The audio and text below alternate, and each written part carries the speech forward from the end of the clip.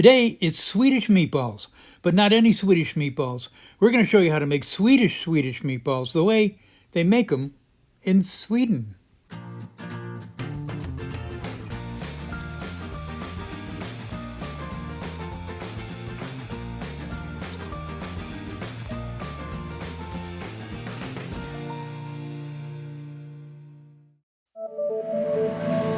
So, what are Swedish meatballs? Well, according to my extensive internet research and Danish heritage, they are made a little differently than here in the States. My Danish mother made Swedish meatballs a lot when I was a kid, sometimes as a main dish over buttered egg noodles bathed in sauce, mostly as an appetizer and always for some special occasion like New Year's Eve or Christmas. And I do believe she used cream of mushroom soup and just ground beef. Not what we're using today, and not their traditional ingredients in Swedish meatballs, but they were good. I loved them and always look forward to having them.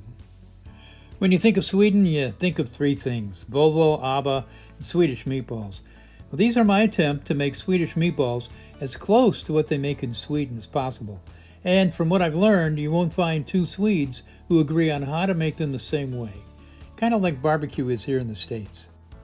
To start, we have 2 parts lean ground beef, 1 part ground pork, and 1 part ground veal. And about 1 cup of white bread torn in small pieces and soaked in cream for about 1 hour.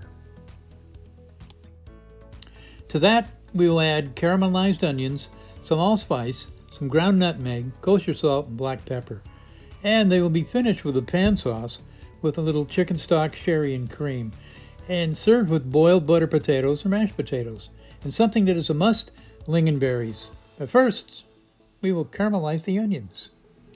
First, the caramelized onions, which we have to do first, then let sit a while to cool off. We'll put our skillet over medium-low heat. I like to use a stainless steel skillet to get all those brown bits or fond on the bottom. To this we add about 1 tablespoon of canola or olive oil, and then 1 tablespoon of unsalted butter. And we let it melt and get hot. So as the olive oil and butter get hot over medium-low heat, we add the diced onions, about 1 1/4 cups, a 1/4-inch dice. Get those in, stir them around, and get them cooking. Now you may have to lower the heat even more because this process is slow and takes a while to caramelize the onions without burning them. You're going to look for a golden brown color. It should take about 20 minutes or so.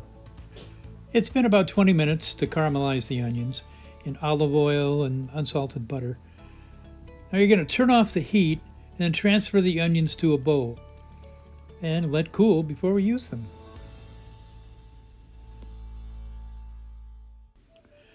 So the onions have been in the refrigerator for a few minutes cooling. Now in our stand mixer bowl, we have the cream-soaked bread, ground beef, ground pork, ground veal, 2 egg yolks, a 1/4 teaspoon of fresh ground nutmeg, 1/4 teaspoon of allspice, and the caramelized onions are going in.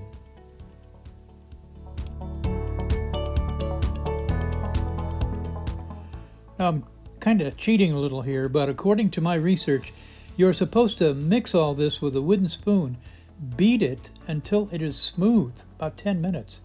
Almost pate consistency. However, I'm using my trusty KitchenAid.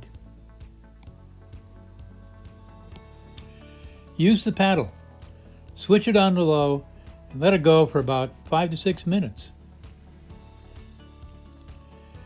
It's been about 5 minutes, so turn it off, scrape down the sides, remove the paddle, cover the bowl with plastic, and then put it into the refrigerator for at least 1 hour or up to overnight.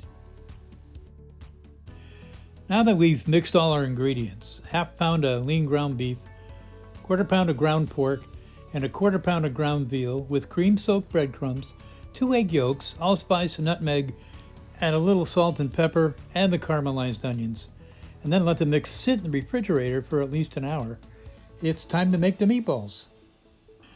First, we're going to portion them all out. Then we'll shape them like we want them.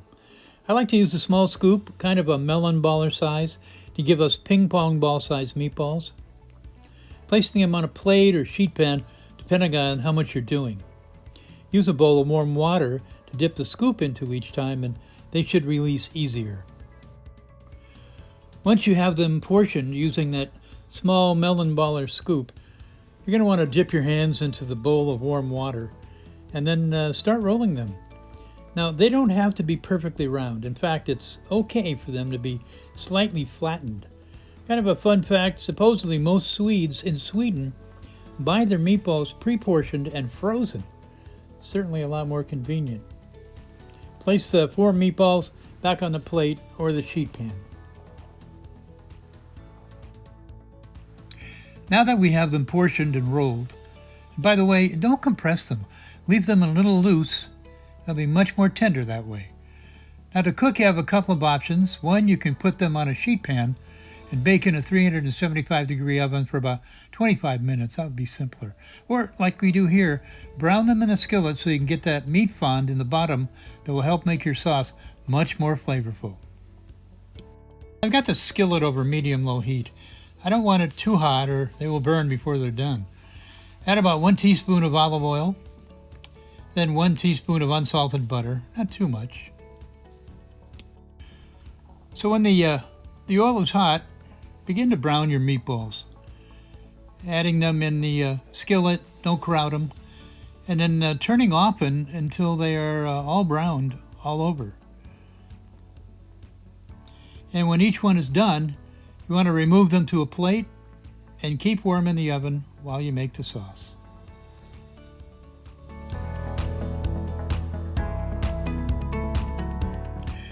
Now drain any excess oil out of the pan.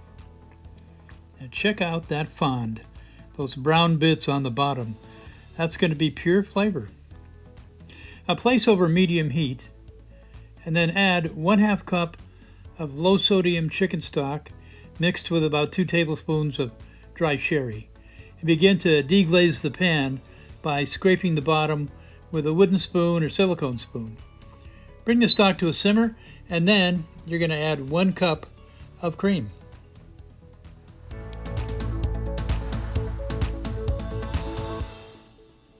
Now bring it to a simmer, stirring, until it thickens slightly. You're going to want to let this go 3-4 minutes. Now taste it and then season with salt and pepper. Now this one did not need any salt, but I am adding some fresh ground black pepper.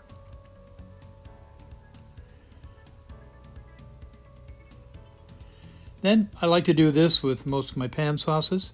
I strain it through a fine wire sieve. Okay, let's plate this.